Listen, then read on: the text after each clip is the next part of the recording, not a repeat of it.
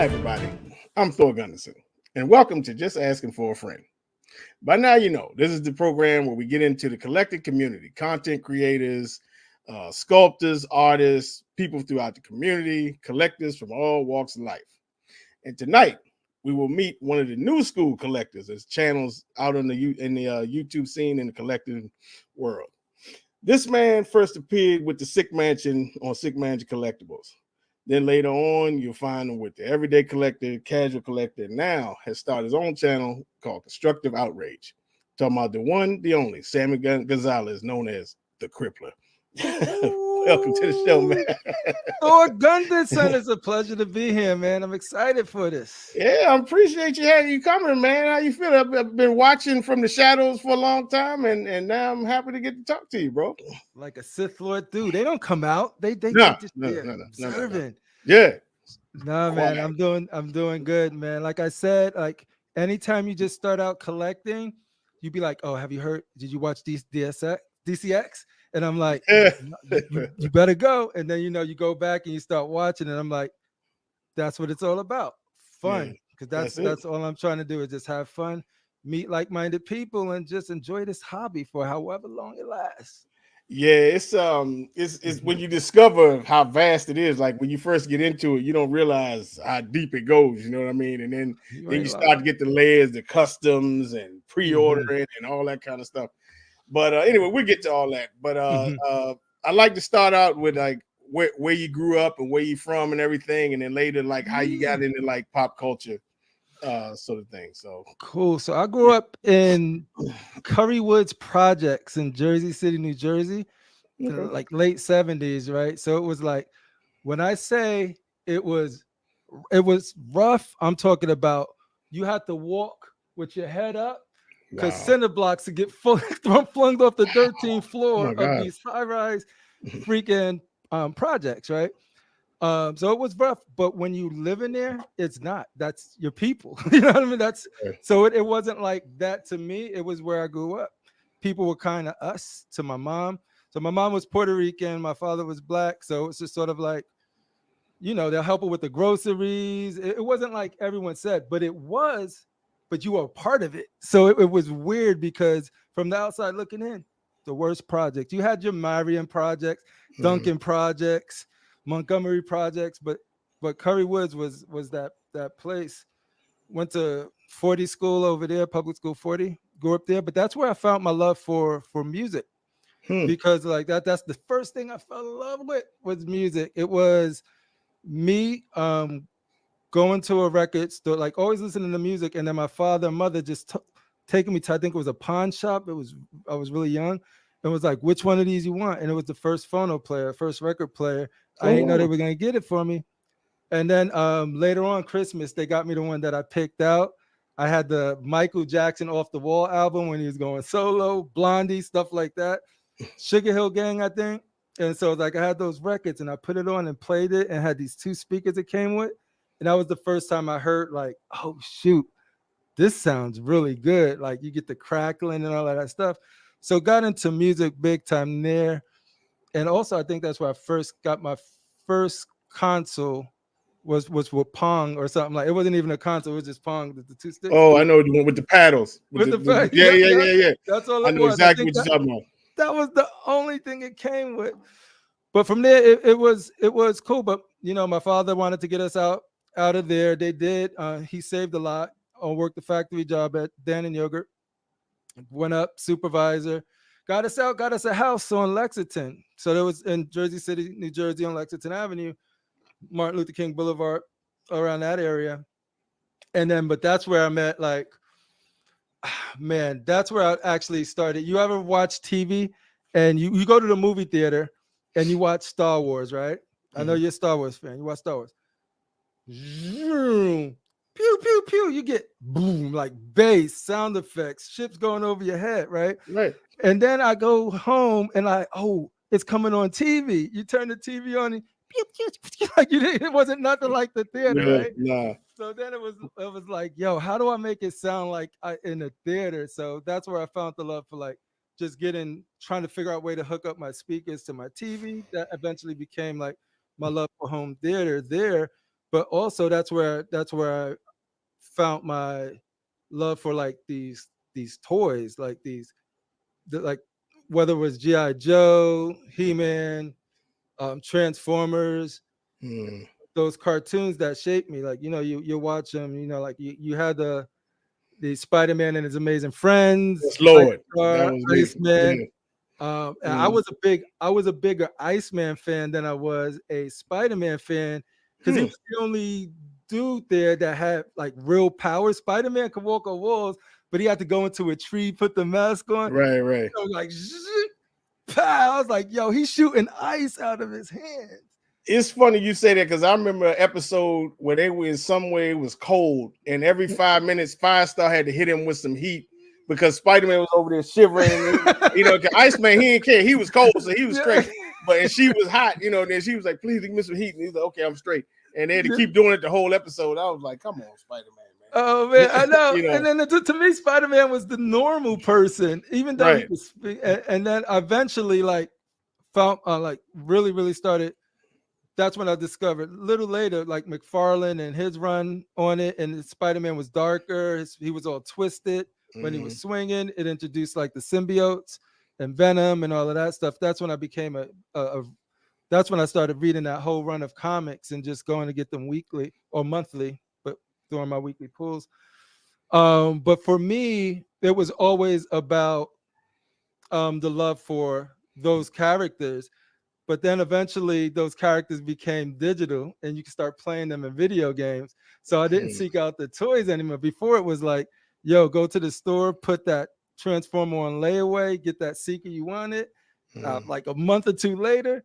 But then I'm like, yo, I could play a lot. I could swing with Spider-Man. I could play these video games. And so for me, I stopped collecting the toys and started just getting into video games. And then that was like one of my next, like that was my third love was the video games.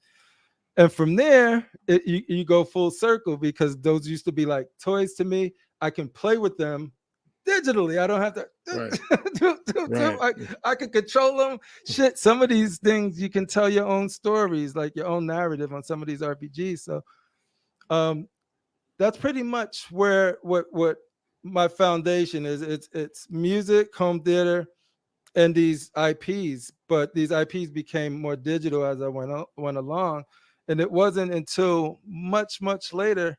Oh, I don't know if you know this too, but in Jersey, when I was into music, I was either going to be into tech or music somehow. But Thor, I couldn't sing for nothing. I couldn't sing for nothing. I would try, dude. I would go. There was this cruise I remember going on. It was in New York. It was Spirit in New York or something like that. It was called. You go in there and they had some professional singers, and they were like, everybody has a voice. Everybody has a voice, and they had these professional like singers there, and they were like, let me hear you. Hit this note. Everybody did it. I did it. That lady cringed. She was like, oh. She was like, oh my God. I was like, yo, I still remember that thing scarred me for life. I was like, no, I'm gonna sing. Man. But when rapping became big, I started trying my hand on that. And then I started rapping, became really big locally. And then from locally, I started doing shows. I don't know if you know Apache, Chill Rob G, and all of them. And that clicked. Yeah. Sort of messing around with that squad. And it was cool. I had some success there. I got signed. Then when I actually got signed, my manager who got me there into the door, introduced me, all of that stuff. They was like, no, we want to manage you in-house. And the company told my manager that stuff. And the manager was like, nah, son. So pretty much they took the whole advance, the manager, and jetted with it. So I was on the hook to pay off the record label for the money that the manager took. And I couldn't go anywhere because record companies be shady. And so I literally was just stuck, not being able to do anything. So I started battle rapping, like just battle rapping and just doing that stuff locally. And then what was interesting there was like you never know because like with battle rap, it's all about getting them, psyching them out. I remember being at a roller skate rink with battling some it was going. They knew CRiPP was going to battle some dude over in Patterson, New Jersey, and it was a skating rink. I went over there. and I was just doing my thing, but I did so well in that battle that the fool pulled the gun out on me and just sort of What? like, and that's when I realized, yo, this is crazy. But yeah, like Oh my literally, God. like that, that was a humbling experience for me I because can imagine. Good like, God. you could talk that stuff. Right. Yeah. It's like, Right. yo, so you just Jesus. never know, and it just sort of like it made you put a level of Hmm. respect because everything you do, it was respectful. It was just that's the nature of it. You're gonna when you battling somebody, it is to. But when you feel like you do that, the other person always gonna have feelings. There was always Right. gonna have a reaction to it. So it taught me a little to be a little more mindful, even when doing stuff like that. You never know who got a gun. Wow. Yeah, you ain't lying. You never Good know. God, man. It was crazy. And then moved out to California, and California was cool because then I was from Jersey. So when you started rapping out there, you Different had that New style. York flavor, and that Yeah. style is super Yeah. fresh over here. And so there was just like there was people like the Loonies, JT the Bigger Figure. I started doing shows with them out there in the Bay Area, and it was going good. But eventually, I couldn't do anything. I could just do shows and not tell the record company to get money. But that's what I did there, and I was like, I got to do something else. But all I used to do was play video games. But when I went to school, I was like, I'm just gonna go to school for marketing. Got out Hmm. of while I was going to school, I got a security job at Creative Labs, which is in the Bay Area. And in the Bay Area, they had that bubble. Everything was going like. So I was just doing security there, worked my way up into being a media buyer in that company. But then that bubble burst, and Hmm. like everybody, like the whole Silicon Valley thing, sort of went, started struggling. And at that point, I was like, I don't know what the hell I'm gonna do. So all I did was play video games and music, and went to school for marketing. But I was just sort of like, I ain't getting no jobs around here. So I got a job at Electronic Arts as a tester, just Wow. to test it. I was just sort of like, I'm just cut my teeth here. But it turned out to be one of the best decisions I made in my life because they hired people contract, and you could only do 6 months before they had to let you go. And then they let you go, and then about 3 months later, or in a new project, they could hire you back because they didn't want to hire you because they got to pay you more. You know what I mean? Right. So Right. contracting game is real ill in the gaming industry. So I did that, but what happened was I became super valuable by just being like making sure my bug counts were high, making sure that I understand the game better than any other tester, Hmm. make sure that I could give them feedback, like qualitative feedback. Like because when people going around being like, you should add rocket launchers are cool. I'm saying like this game lacks the ability for the player to manage a large groups of enemies. So you need some sort of like area effect weapon or something like that. So I could talk to the designer 10 of these designers, and they found that valuable. So from there, I moved up, became a lead in that company, and then moved up there. And then it was funny when it was time to buy a house. You can't buy no house in California, brother. Hmm. California, it's too expensive. So you That's what take I that heard. Yeah. California money It and come to you it come to East Coast. go back to the East Coast. Yes, sir. So that's what I did there. And then there was only two companies. There was EA. I know there was Insomniac and Epic Games. And I was Epic, like, you say? Epic, you say? Oh. Indeed, Epic, indeed, and Epic.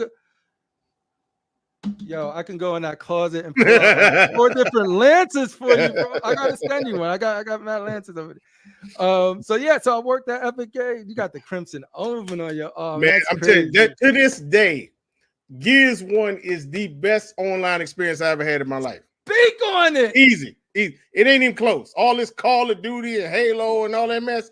See, because if you couldn't play in Gears, it was nothing. It wasn't no cheesing, wasn't no camping, wasn't no none of that stuff. If you can't play, you die. Period. You cannot. And if you don't know how to, In the story.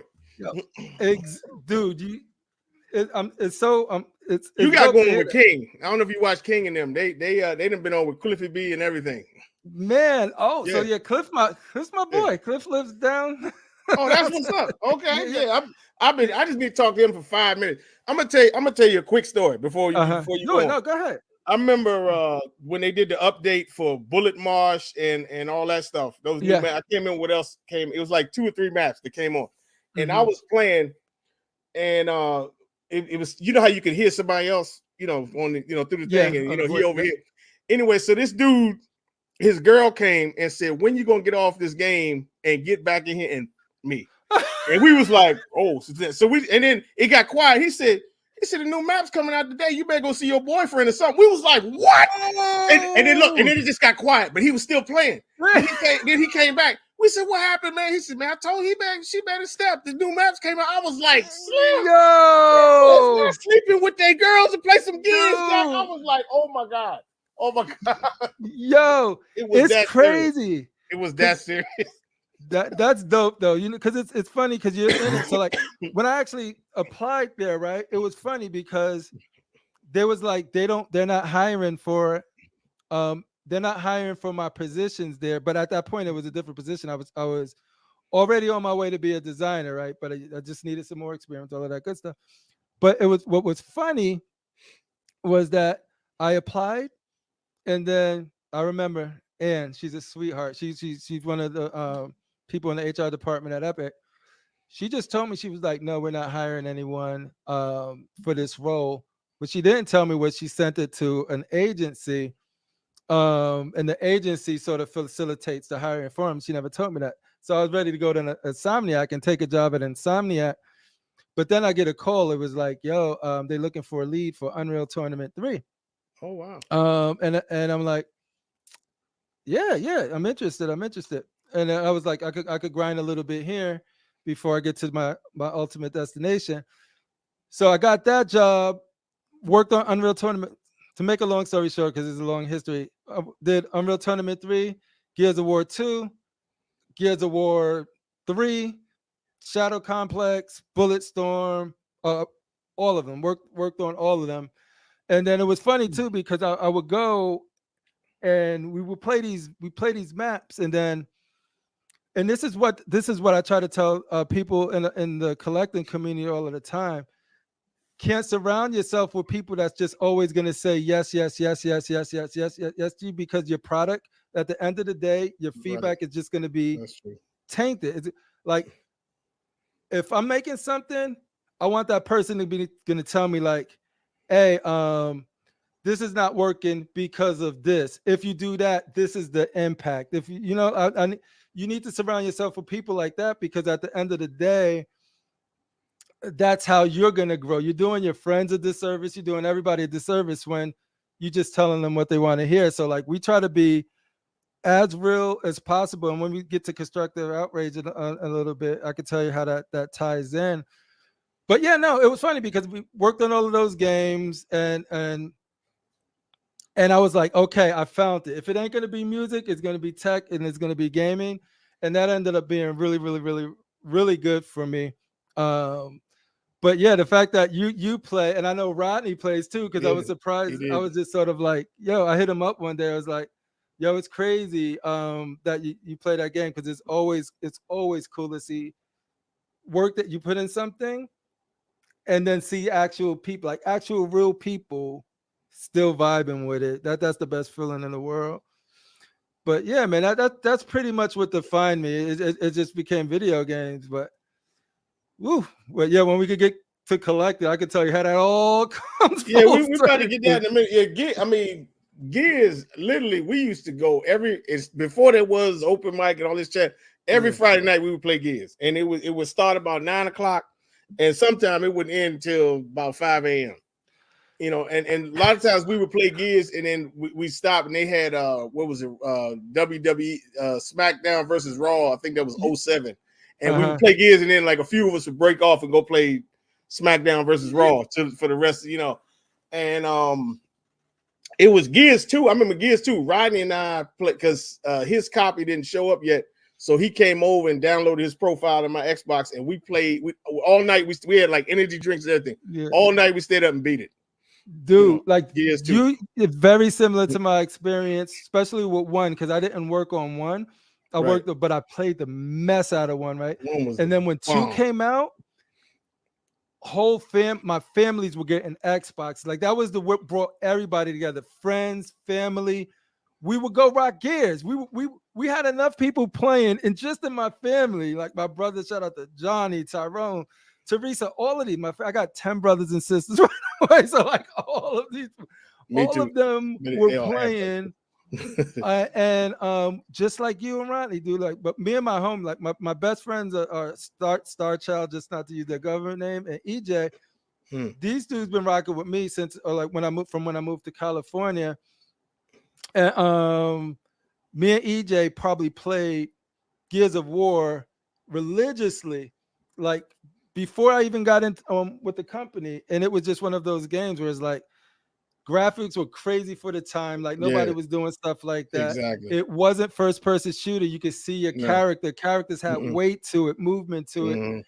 And then the aliens were aliens, but they looked kind of like us, but alien enough to know that they weren't. But they had legs and they had feet, they muscles, you know what I mean? So like when you could still relate, even though they were foreign. And I think it was just one of those, the way that Cliff and Rob Ferguson and the boys over there and Chris Perna, who's the art director, like he envisioned this landscape to the point where it was just sort of like, you don't see nothing like that. And like they missed the boat, because I do think that they could have had a really good movie and all of that stuff. Definitely. Back when it was hot. Right. Yeah. So, yeah, I could go on forever about Gears, but unfortunately, time constraints. But so getting into the pieces and collecting, how did you discover I always love this part, like finding out how people find out about the statues and everything. Dude, it's crazy. It's because it's sort of like, it was like I was still in the comics. I would still go get my comics, and then I remember going to Ultimate Comics in Cary. It was the Cary store, because that's where Epic Facility was. And then I would go at lunchtime. We would go get our books, and then I remember they got some Hot Toys in. All I seen was Black Scarlet Witch with her rooted hair, and it was like, it wasn't, probably thinking back, it wasn't the best there, but it blew my mind, and it was like $250. Hell no, you got to think. The last time I looked at a toy, that thing was like $5 max. So I was like $200. Hell no. And then so later, but then what happened was, you know, like I said, my first love I wanted to handle. So that's speakers. I wanted to make my experience for watching movies here, like in the theater. So the first thing I did was build a home theater. But when I built a home theater, it's cool. I love it. But I would still find myself missing something, because it was just a theater. You had your CG, you had your TV there, but there was no decoration to it. There was no personality, for lack of better words, because it was just more of like, you go with the family, watch, it's cool.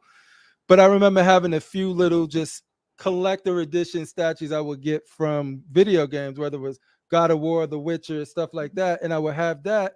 And I'm like, this feels good. Imagine if I could get something more. So I remember going to the comic book store again and like, how much is that? And this was different, because I was like, when I knew I was going to get a game room, I'm like, this is just decoration. I wasn't collecting. I didn't have the mindset of a collector. I just want stuff that looks dope. That's it. I want stuff that looks dope. So then I'm like, okay, I want that Scarlet Witch. I remember seeing the Doctor Strange. I want that Doctor Strange.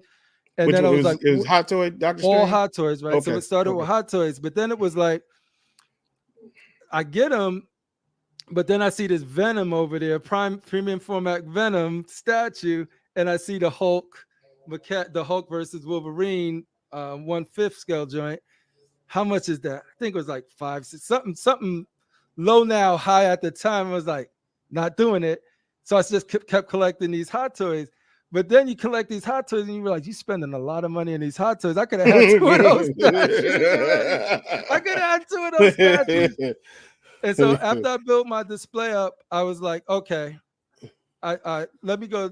They told me about sideshow.com at the comic book store. Someone talking to was like, you can get all of these probably cheaper right from there. Which is rare, because they usually don't do that. They don't want they didn't tell me. Some dude that I good. Yeah, they usually don't do that. Right? Yeah, no, they weren't telling me that stuff. No, because you could tell the lady in the back, like she's cool, but she was just so like, Right. Yeah. See. Or Yeah. you can support your local business. I said I would support my local No, business. she didn't. If they would, yes, she did. She can support the She local did. business. Please. Shout out to Maria over there. I put her name out there. She cool. But no, but yeah, but then you go to the site and like everybody's stories, like you start seeing, like I seen Break Up Brimstone. I was like, yo, that thing, I'm getting it. Then I seen Spider-Man, and then I'm like, okay. And I did it. I got Spider-Man premium format, the latest one. I got Break Up Brimstone, and I got Daniel Bell's Captain America. And that was it. That was more stats. I was only supposed to get one for the room, and it was just gonna look dope. Boom, but Break Up Brimstone. But I couldn't decide between X-Men, and me and Star Child would go back and forth. Do I start with Avengers? Do I start with X-Men? I'm not going to be getting a lot of these. Which one should I go with? Ultimately, I went with the Breaker of Brimstone. Yo, I was done pre-COVID. I was like, there was no more room. So I didn't know that people recycle their collections out and go. But on that side, I had a computer desk, and I was like, I always want to get that Daniel Bell Hulk to match it with the Breaker of Brimstone and have them face off with each other. Gladiator Hulk, he's the one looking down. The Gladiator Hulk. Okay, yeah. Okay. And he's looking up like that. And I was like, I always wanted to get that scene, and now I could move that desk out now.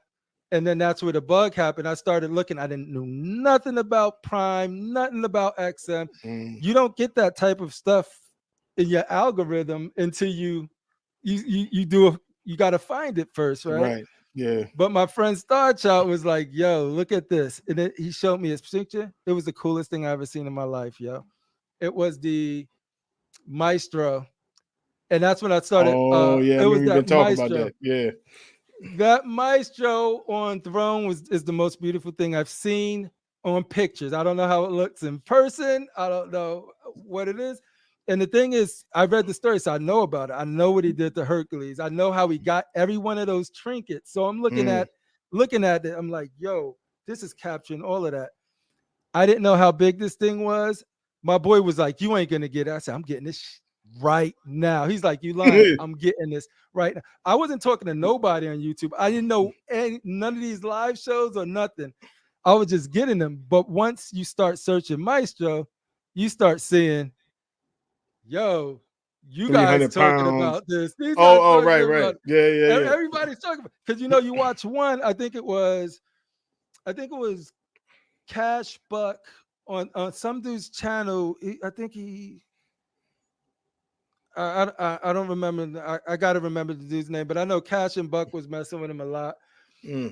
And then I seen him, and then Cash was on there, and that's what led me to Cash channel. And then, but that was the piece that got me back in it. But I ordered it. I was like, yo, I was like, Cash was talking about it. He hit back. I was like, where'd you go? Where should I get it? He was like, Spec Fiction. Never heard of Spec Fiction. And then some people, then as you go, your Sick Mansion will come on. You'd be like, get it from my boy Benjamin. I'm like, who do I get it from? Do I get it from back? Do I get it from? I don't know who to get this from. Get it from somebody. But I don't trust none of these things because they're like overseas, and I don't know if they're real companies at that point because I wasn't in the game. I'm new. And so then I actually ended up, I was like, all right, let me go with Spec because Cash the Gemini could give me Cash 10 and get $10 off of a $3,500 statue. It's something. So exactly. I cashed out or cashed the Gemini thing, and I got happy. I got it. I went to get a pedestal made for that thing. They told me the dimension. She was like, "This thing's like 56 by 42 big." Ain't no pedestal. I'm like, "No, there's no statue that big." You like, there's no statue that big. Me and my wife is meant. She's like, "You can't even get that there. You can't." That thing was gonna come out to here, dude. Like I would have bumped into my and 300 pounds. Don't forget 300 pounds. That's the point I can't get over. I'm like 300 pounds. Y'all crazy? That's an offensive lineman. Like, come on, man. And at that point, I'm like, yo, I'm not gonna be able to get my money because I'm like buying it. And so then I'm like, hey, Spec Fiction, I didn't measure this thing out. I can't fit this anywhere. I know you guys don't give me my money back. That's fine, but can I get something else? And yeah, they were cool. They was just like, we usually don't do this, but we'll let you get that. But now I had that money and was like sort of like what to get it on. And then I had to look. I had access to everything Spec Fiction had access to. So now I'm like, more XM. I'm looking at the Magneto. My wife really likes that white suit Magneto. I like that white suit Magneto. And I was like, I finally just built my X-Men line. So I got a few of those, but I didn't want to go full because I knew what I wanted at that point. I'm like, I got to make sure I know what I want because I don't rush into anything. Like people think I rushed in and got the Transforms, all of this. I've been plotting on these ever since I started because I was like, if I can't get them all, I'm not. If I can't get Optimus, if I can't get Starscream, I don't know if I'm gonna be able to do it. And then I was like, if I could just get Soundwave and I'll just do that as a one and done. That Soundwave came in. Yeah, those are sick, man. Those I'm much for one. I don't want the Prime ones because I'm not. The movies are okay, but I want the G1 stuff. You know what I mean? Because like Transformers, the movie, that's my Transformers. You know? Yeah, and those are like the pistons and stuff that you see inside of them. I think my favorite one's definitely Starscream. That Nemesis Prime and that Galvatron looks amazing. Galvatron, right? Man, that Galvatron is crazy. One it's crazy. I'm not crazy about the Megatron because the face to me don't really look like Megatron. That's the one I don't have. That's the only one. That's the only one that I'm not like. The body and everything looks great, but the face just to me it kind of destroys it for me. But all the rest of them, like every single one, I've never seen any other ones besides Megatron that I don't like. They're all but the Nemesis is the bomb. I like that Nemesis Prime a lot. That Nemesis is dope. The only reason I don't have that is room, and I don't have the biggest attachment to Nemesis because he came like way later. But man, like when I got the Soundwave, and I'm just sort of like, this thing. These are toys. These are cartoons that I grew up with, and I didn't think I was gonna be able to get. But like people talk a lot of stuff negatively and positively of what community is. And I think that's personal and different for everybody because the community is not everyone, it's who you mess with, like, and who you jive with, who you can know who's down and who's not just by the way you interact, which why the people come together. Like for me, it was like, yo, Edwin Diaz, he just hit me. He's like, yo, Toshi is selling Optimus and Rodimus. And he could get it to you at a good. I'm pretty sure he'll work with you, right? Right. So I'm like, I hit him up. He was like, yeah, I got it. And I'm selling him this much. We came to a great deal on both of them. And I'm like, dude, that was awesome. That was somebody who knew that I got the Soundwave, and I was like, I'm not spending crazy money on like I will get them, but I'm not gonna spend these crazy prices for them. And so like they look out. And then so sort of like I was able to get those two at a good price. And then somebody like, and I'm like, Grimlock, I'm like, I'll get it. I'm not spending $4,000 on Grimlock. I'm not spending that type of money on them. And I'm not trying to, Brother Rashid, I'm not trying to crackhead price them neither. Right. So but at the same time, I just want something fair. But if I wasn't knowing these people that I know, I would have still been stuck with very limited options, and I would have been Sideshow and anything I in studio selling. They got good stuff, but they don't have these Transformers. You know what I mean? So the fact that I sourced most of this stuff from the community, and it wasn't based off hype because these pieces has been out. The hype was there. Hype dialed down. It dialed down, and now they long gone.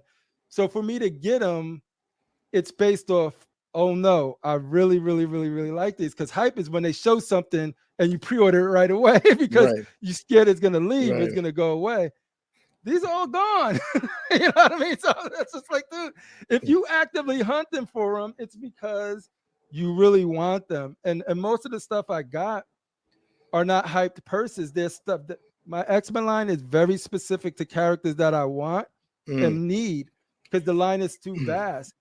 And people say, get what you want, but you can't just do that because then you're all over the place and then you're making a lot of bad mistakes instead of a few mistakes, right? So I'm like, if I don't have this character, this character, this character, I'm not getting these B characters just to fill it up. I got to get this character, this character, this character, because if I don't have them and they come out with them or I find them, then these characters are going to be the first to go. So why I'm going to let it get to that? So I just don't. But yeah, no, the Transformer line and the X-Men line has been awesome, and I love Avengers too. And I'm starting to do the Avengers thing in the other room. But I'm tapped out of space, and so this is going to be the test, Thor. This is going to be the test, because I'm saying this right now on your show. I ain't selling none of these things. No, you know I wouldn't. I mean? I'm not selling none of these. No. So it's like, and if I'm not selling them, and I'm not moving my first love, which is my speaker, like my getting my stuff to sound good, like everything that I get here is based off of experience I have here. So like, and the best part of it is to enjoy it with the video and the sound. And that's not for everybody, but for me, it's very important to see the things I love and play the games I love with the best experience I could possibly put together. And then from that, surround myself with the things that I love. So this is not, to me, this is, you could call it collecting, because I am collecting things, and I'm not one of those people to be like, I'm not a collector, or I'm not this.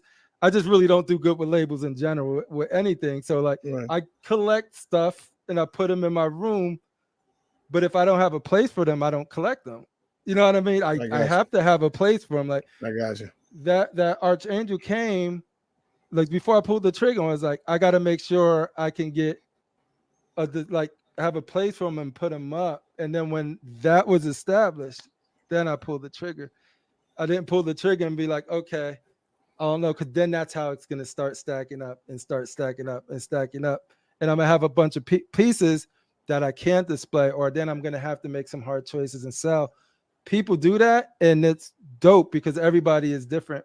It's just for me, I'm like, no, I get them to put them up. I want to get in here. I want to smile. I want to look at them and be like, yo. And that's what it's all about for me. But and the beautiful thing I found about this thing is everybody does it different. And I'm not right how I do it. I'm not wrong how I do it. It's just me how I do it. And anybody could do it their way. And I salute you for doing it as long as it makes you happy. Don't make me happy, make you happy. You know what I mean? So you missing the Grimlock, the Megatron, and the Nemesis. I got the Grimlock right there. You got the Grimlock. Okay. I'm missing Nemesis Prime and Megatron. Those are the only two. Okay. Are you gonna get the Galvatron too? Or no? Yeah. So where Optimus is, that's where Galvatron's gonna go, and I'm gonna have them face, and it's gonna be the final confrontation on Unicron when they faced off, and he's like this, rise, Rodimus Prime. So I'm gonna have to sort of have that scene right there, and then when Galvatron comes, I'm gonna knock the coronation stuff off of Starscream, and he's just gonna be normal Starscream again. He's the king right now because Megatron's not. Megatron dead. He gone. So once Galvatron comes back, he's gonna be like, "Is that you, Megatron?" Here's a hint. That's one of the few lines that I would say that because I'm in Bushy say it's impossible to collect. That's one of the few lines I would say you got to get them all. And because that line is amazing. You could tell it. You could tell it's something special when every day my favorite one changes. Like I was like, what I was thinking, no, it's this one. No, what am I thinking? It's this one. I can't decide. If you ask me which one is my favorite character, Decepticon, it's Soundwave, period. Soundwave, yeah. But when you ask me which one is your favorite statue, I look at the Grimlock. Then one day it's the Starscream. Then one day it's the Soundwave. It changes because the line is so beautiful, and that's where you want to be. It's just sort of like, and my daughters will come in here and just being like, I think I changed my mind. I think that. And they don't do that with anyone. I know their favorite X-Men. I know their favorite Avengers, and it stays like that. This Transformer line, we're all like all over the place with which our favorite is. And it's crazy. And that's a testament to the line that X-Men put together there for sure. I need them. I hope they do a Shockwave too. Shane has been dying for a Shockwave. Yeah, I hope they do a Shockwave. Did you see this? I don't know who makes. I don't think it's XM. Who made this Devastator? Like the DT had imaginary. Yeah, imaginary. I think like imaginary art. They bought this thing on a pilot. I was like, and he putting this thing together. I'm like, man, where do you keep this thing? Oh my You know, goodness. forget Yeah. Maestro. This thing is gigantic.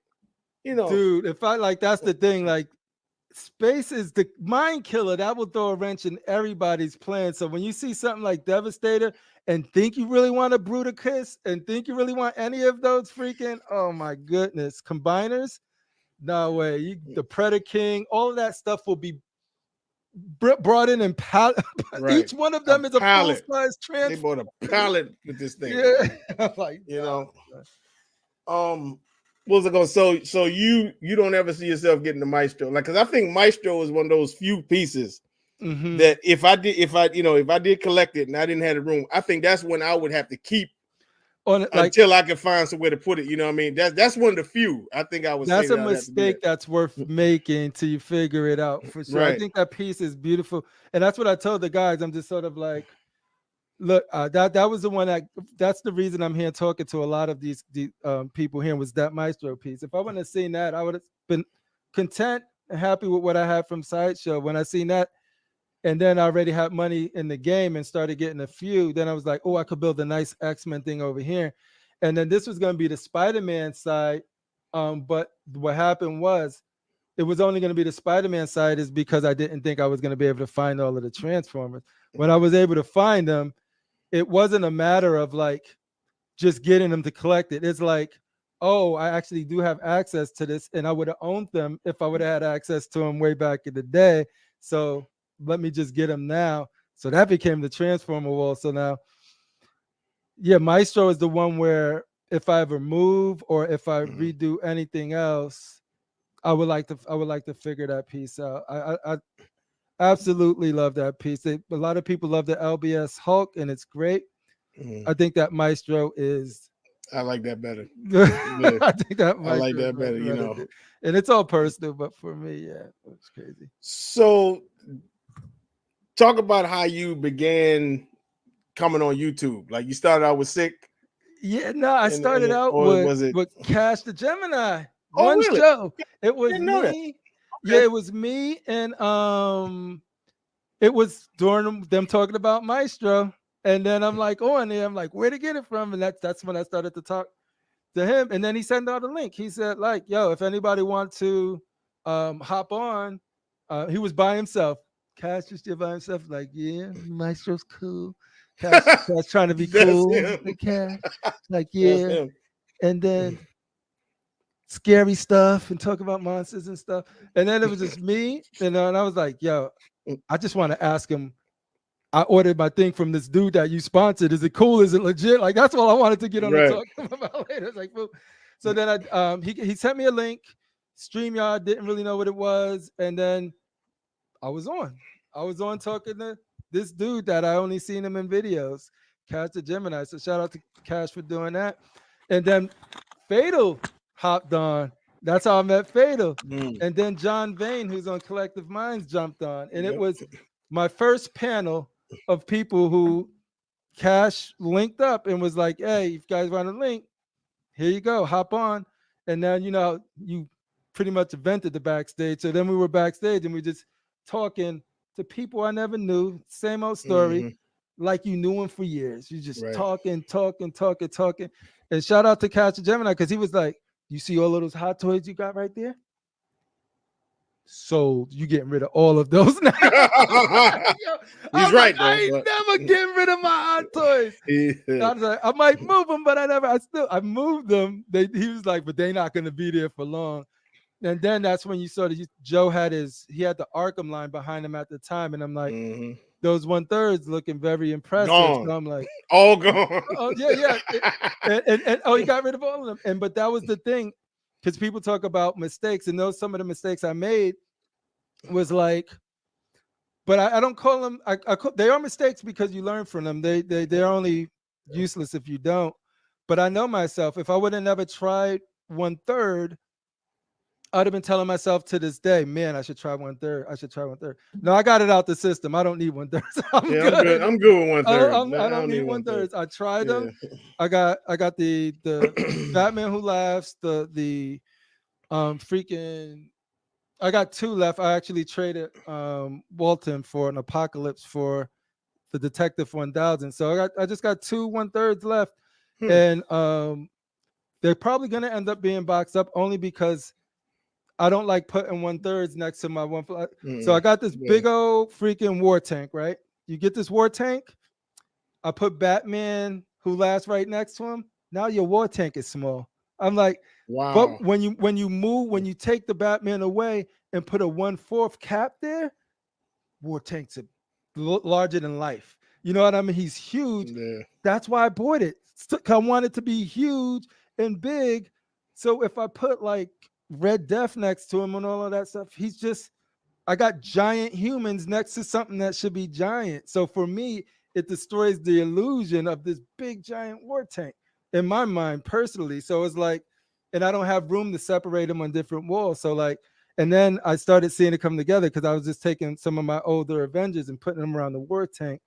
I'm like, there it is. Now I got this big war tank in the back, the 1/4 there, and it's plussing the scene versus distracting it from it, taking away from the star who should be War Machine. The star shouldn't be like just random stuff. Like, you know what I mean? It shouldn't shrink it. And so like for 1/3, and then for 1/3, you just get a lot less. Like I can't have as many of these X-Men that I have if I do 1/3. Now, if you have the space and you could do beautiful custom displays and your room is big, they are beautiful. Get them. That's not me. My room is super small. The bigger stuff I put in here, the more clothes in I feel. Right. So it's like these are on the biggest that I would have in this room personally. But back to your question, yeah. So he gave me a link, and then from there, you you start connecting, and then you see cash on casual. So I now I know casual. Then you see casual on everyday collector. Now you understand. So you get the links from there, and then we just started vibing, and it's the same old story. Like you start finding like-minded people. You end up like literally. I was backstage the other night, like a week or two ago. The sun came up. We were just talking shit, so just laughing. Yeah. Sun came up, dude. We're like, yo, That's I'm going to McDonald's. Yeah, I'm going to McDonald's right after this.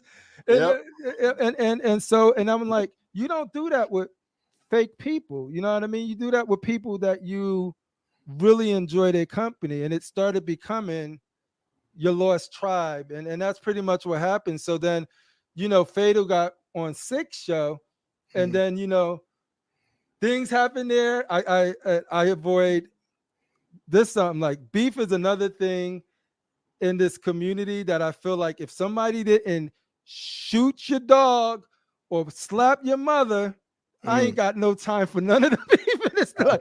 I like, so it's like you start to be like, yo, you can't do this because this person had beef with that. I'm like, nah, son. I like listen to me with all of that because been through that. I do this for fun in the moment. It is not. I am so gone. I'm so out. This is an outlet that I'm just chilling, talking about stuff.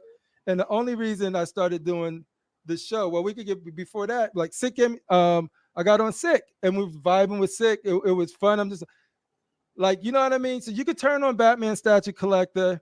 I didn't watch his lives a lot. I didn't know it. It's only because it was super Batman heavy, right. and it's just not my thing. Exactly.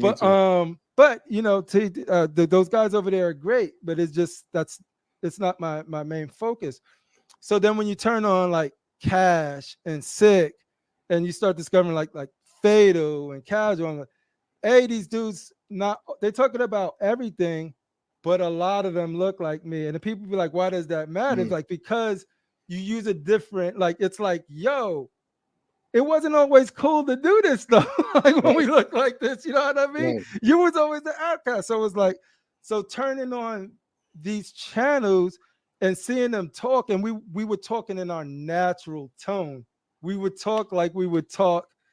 We didn't have to change who we were on the mic. Right. Like it's when you see us on there, that's how we talk. That's how we do. We didn't have to change it up. That was super refreshing. So it was like, so when seeing Sick on there, so we started doing that, we started talking. But then once I started doing the show, because Sick was doing with the truck, and I'm like, he was like, Fatal, can you do this? Fatal was busy with the lieutenant stuff, with his work stuff. Shout out to Fatal. And I was like, the last one that could do it. He was like, yo, I was like, dude, I could try it. I've never hosted anything in my life. Shout out to Sick One for trusting me with his platform, because that could have went off the rails. But he gave me my shot at hosting, and that's what gave me the bug, because I'm like, yo, I can create scenarios in which we could bug out. Probably like Dungeons and Dragons style dungeon master stuff. I'm just there to create situations where we could just, half of the time they don't know what I'm doing, dude. It's just sort of like I just drop it on them and they just see how they react to it. And it started being super fun. Like, and the thing what happened was, while I was on Six's show, something was happening between me and Rashid. Like, it's not my show. Like, that thing is Rashid's chemistry, dude. That is Critical Mass's chemistry. That is Shane's chemistry. Like, I just facilitate some stuff and put some scenarios in there. It wouldn't work if they wouldn't give you the energy back, right? So it's sort of like, so when I started doing this stuff, like, I literally was like, yo, we look up, a lot of us look up to a lot of these YouTubers, like yourself, like, we started doing like, hey, what if we make these dudes like heroes? At least that's what I'm saying myself, where it's like, yo, we have them battle, and that's how the collective combat stuff happened. Let's just have Art versus Batman statue club. Yeah. Let's do it. Let's do it. And it was just like, you bugging. I was just like, I'm doing it, right? And for me, it was sort of like, and nobody really knew what it was first, because like I said, I just throw it out and then they react. And if it start working, if it will continue with it. But then it started working in fun ways, but people didn't know if it was us being mean, because, you know, Rashid has that sense of humor. He's gonna call Jerry, you know, Social Security Jerry, and I'm like, ooh, ooh. But me and me, it's always like, no, it's in height and it's a celebration of everything they've done, and we try to, like, you know, big them up. And so what happened was, but it was new, so it was weird. But I remember for me, I was like, after we did the first one, we had Art, we had Fade, we had all of them, and the people that we knew. Rashid says, "Put me against Thor." I was like, no. And this is when I didn't understand the layers of DCX. Like, y'all like X-Men Gold and Silver. There's like so many different teams of DCX from the phases you guys have been around so long. So I don't know any of this, and I'm like, y'all know him. All right, cool. See, and then Sigmund was like, yeah, I'll get him on the show, whatever. So I was like, all right, and so that's how that match went, and it was all in fun. But I don't know if, like, I'm thinking y'all know each other, and y'all know each other, but it was weird. What was weird at the end was just sort of like, for me, I was like, I used to think Osami was the coolest dude. Latino brother just lounging, and I still think he's cool. He's like lounging, just gets on the mic, says his thing. I think that shit, if you really want to do it like this, then he just lounges back, listen, and then he comes back on, right? And then I discovered, okay, Barber, and there's like, oh, and that's a couple. They're like, they're dope. So for me, I remember it was like, oh man, I'm a put them in a match, but I don't know them. I don't know you guys or anybody. Like, I'm just new and being like, I just thought they were cool, so I was like, and they were cool. But then, and this is a shout out to them, because none of them said like nothing about it. This ain't about them. But other people hit me up like, yo, Sammy gonna fuck you. Man, look, look, real talk. It was the first time I saw him, they had used to be a show called Immortalizing Stone. Yeah, and something happened. I don't know. I can't remember what happened. And man, he showed up, and it was some kind of, and man, it was scary. Watching, I was like, I ain't got no beef for the song. He pulled up and he slammed his chair down, and I was like, man, what is going on? Like, I literally had a drink in my hand. I'm looking at you like, what is going on? You know what I mean? And that was the first time I saw him, and then I was like, man. Good, not, you know, but no, he cool. He's sweetest dude. No, they are cool. Barbara, like, anytime I'm in the chat with us, she reach out. So I was like, no, but yeah, but then, you know, like, maybe there was like, so maybe ask. Or then what we did was like, you know what? What was crazy too, because then we did it, and then we did Rad Titan in it, and these fools just like, yo, bro, this is mad funny, bro. So it was like, okay, so we'll do a combination of like, we'll ask, but then that started taking off, and our little, not taking off, but being well received, to the point that I was like, okay, we probably could continue. We just got to make sure that we do it. It's always positive. It's always positive. So we did that. That took off, and then it was more of like we started getting a lot of energy, and then I would go on the other shows. I'll be Everyday Club, the art shit, and they'd be like, "You ever think about doing your own show? You ever think about you should do your own show? You do your." I'm good. I'm good. I'm good. And then, but one thing was like critical mass. That's my like critical mass. Like supported me when nobody else. Like he was just sort of like, "Yo." I remember I was like, "I'm thinking about doing my own show. I'm not sure yet." But I'm learning this Facebook stuff out. If you want to hop in and just sort of like we go through it. I woke up the next morning. He invited everybody before I was even ready to announce. And I was like, yo, I love the energy. This is dope. But he was excited for it. He really wanted to do it. But one of the main reasons I did it was with him because he wasn't really on the Thursday night show, was sick, but he would help out when he was, right? And I just wanted to, that was the one when people started saying you should do it. I'd be like, yo, me and Critical could do something together. And of course, Rashid, because he's on every show. And because we started hanging out, like there's a lot of people that you log off the show, you don't see them, you don't hear from them. But there's the few people, soon as the show over, you're hanging. Soon as you're done hanging, you send them, they send to you stuff, you send to them stuff. They become like real, like straight up your peoples. Yep. So that was the energy that was being created about the show, was like, get that. And I literally, and then I was like, yo, sick. I'm thinking of doing my own show. What are your thoughts? Super supportive. He's like, yo, do it. I only ask you one thing. Try not to take as many people, like, because shows do need to be unique. So try not to take too many people from the panels, right? And so absolutely, I could do that. And then here comes Shane, Shane the Dark Lord, like, yo, if you do a new show, I want to be a part of it. I was like, yo, I would love you, but I already said that, that I'm not going to take from 6 panel. Like, I'm a grown ass man. Nobody's going to take. What do you do with that? You don't turn somebody that wanted to support your show like that. And everyone's cool. You know what I mean? But it was like, but then you end up being like, okay, the show, but these are the people that I talk Transformers with. These are the people I talk Bruce Lee with, the people that I do. And so like everybody on that show, everybody on Constructive Outrage, it's their show because that's just us. Like we talk about, yo, who would you cast for Storm? Who would you cast for Rogue? We bring that to the show. We bring it from the backstage. We bring it from the show. We exile people when they say something stupid. We bring it to the show. Exile meaning we'll just freaking get out of here. We'll just turn off our camera and stuff like that. So it's how we normally act in a way where we can just be whatever we want. And it's been fun. Not once. I don't even know how, like, this is no lie. The only reason I know how many subscribers I have now is because Casual be like, oh, you up to this? Go join. I literally do not. It's not for any of that. Like, could things change? I'm not the type to be closed door to anything, but that's literally have no intentions of doing anything like that.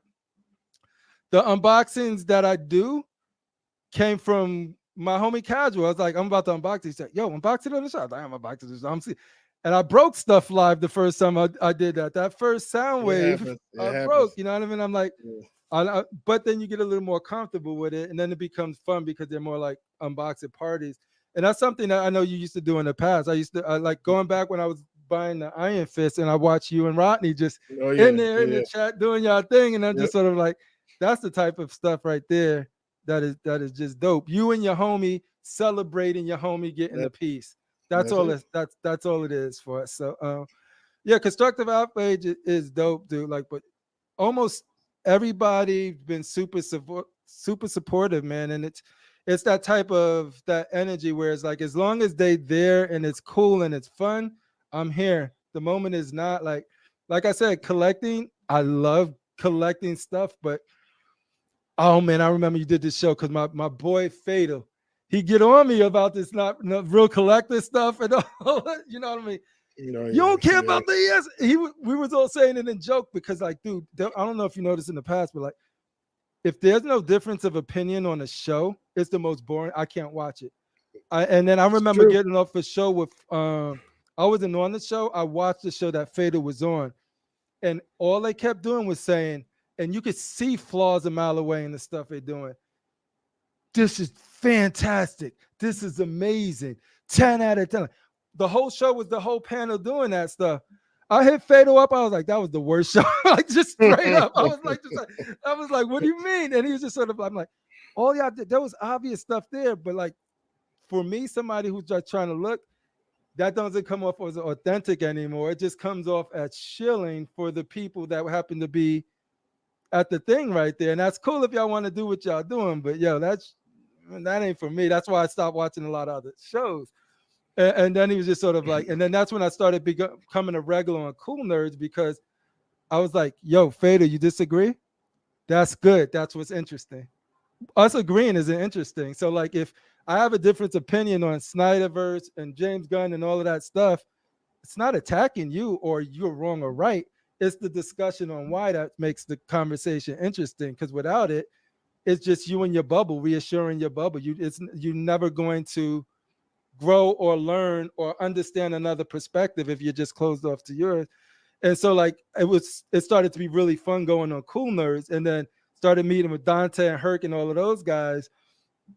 And over there, because we started just not disagreeing for disagreeing's sake, but making sure that we don't hold our tongue back if somebody likes something, or especially if they ask you your opinion. If you ask me my opinion, I'm not doing you any good by just being, it is great. It is great. I could tell you exactly, because if you really love that piece, you prioritizing things differently than me, you're gonna still get that piece. I was gonna get that war tank. You probably know Walton from the community. Trash. That thing got guns for no reason. He think everything trash. And it's cool. And Yeah, the thing yeah. is, it's his opinion, and that is great. Now, if I would have looked at that and just said, just because Walton thinks it's that, I think it's that. No, I still got it because my opinions are different than his. What I like about it, what I prioritize, the vision I have for it, he doesn't share that. So it's just, but it's always interesting to talk to people like that. The same with Archangel. Like Archangel gets a lot of Archangel gets a lot of I stuff. know. But yo, Archangel was probably I will say that was the closest to my collecting style. He just very, very, very, very, he just has a different way of conveying it than me, right? So, but to each his own. But for him, like, he is always going to be the person that says what he feels, regardless of whoever's in the room. And I respect anybody for doing that. Like I respect anybody for doing that. Could it be? It's not everybody's cup of tea though. But for me, like Rashida tell you, Critical will tell you. I'm like, yo, Arch is cool. Like I don't know, but that's my experience with him. I'm not taking away whatever experiences you guys have with him. But for me, it's just always been like, I remember you did a show when one of your open mics, and this is when you was back. So I catch all your new stuff, like, because it just comes up in the algorithm, like, yeah. And I remember you did a show, and it was like, everybody's talking about the variants. They're going crazy with it. I'm just like, and I used to think it was a legacy thing. I used to think that all of the old school collectors are just one way and aren't open-minded to other ways of collecting. Right. But when you did that show, I was like, nah. This is just a difference of opinion that multiple people have. It's not like a generational thing. It's not a new versus old thing. Because like I was like pumping my fist when you started saying this. I'm like, if you like it, you like it. If the ES is high, the ES is high. It's like, and that's where I'm at. Now, do I respect people who like low? Yeah, that's what makes you happy. What I don't respect is when you tell me how I should collect. Like you don't tell me how I should. You don't tell me I need to like high. I mean, low. I need to hate high. Yes. No, I don't tell you you should not care.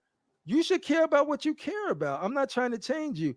My only issue is when I said I would still get it if I liked it, and the ES don't matter. Everyone,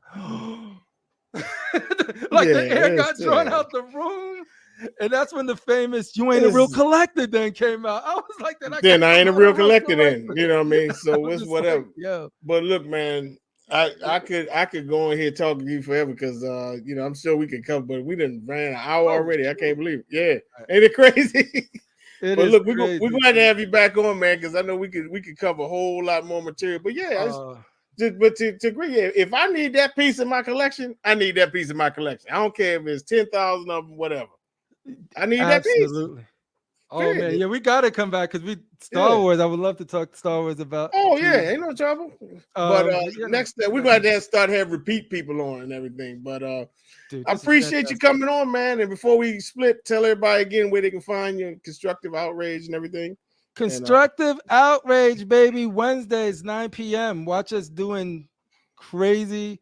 It ain't really crazy. It's just us being us. And if you jive with us, welcome. If it ain't for you, we totally understand. It's billions of shows out there. So there's one for you. But I appreciate anybody who at least gives us a shot.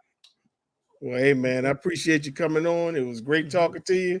And glad we could share your story with all of the YouTube people and everything, man. So thank you. It was an honor to kick it with the Gunda son. All right, y'all. We catch you next time on Just Asking for a Friend. See you later, everybody.